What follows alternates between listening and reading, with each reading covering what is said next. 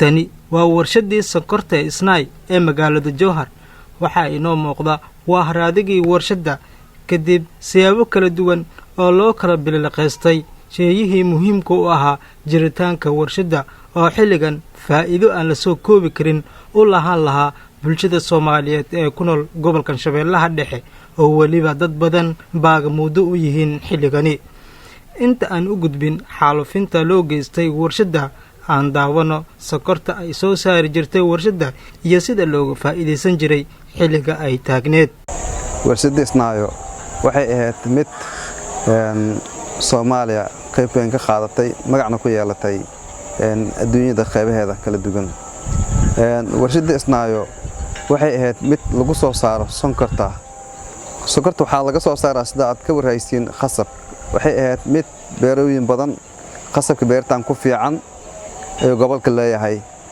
maadaama gobolka uu leeyahay beerooyin fiican wax soo saarka khasabkana ku fiican oo leeyahay sokortii waa ka weyn wadanka ilaalsan waayaan hantidooda dhaqaale ee labada og yahay in dal iyo dibad looga imaan jiray sokortii waa ka weyn wadankeena waxaa dhacay marka dagaaladii sokeeye 1990 aan iraade waatano dagaal sokeeye oo dhacay wadankii waa burburay waxyaabo badan aqabadooyin badan wadankii marka ka dhacay marka waxa la sameeyay waa warshadii ina la burburiyo la bilaqaysto hadii la sameeyo xataa warshadii ina ceshano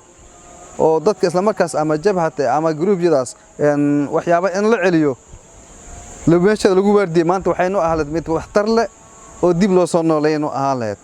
ma la sameeynin warshadii waxyaabo nuxurka lahayd waa laga baxsaday waxaad taagan aad arkaysiin waa jaqafkeedii waay wax waliba muhiim ah waa laga baxsaday dhagaxeedii birarkeedii wixii aan taagan oo wax bal aan tareenin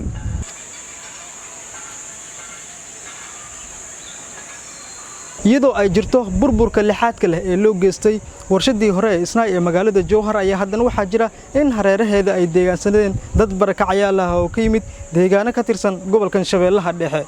Cabdiraxmaan Xuseen Cumar Wadani warbaahinta qaranka Soomaaliyeed magaalada Jowhar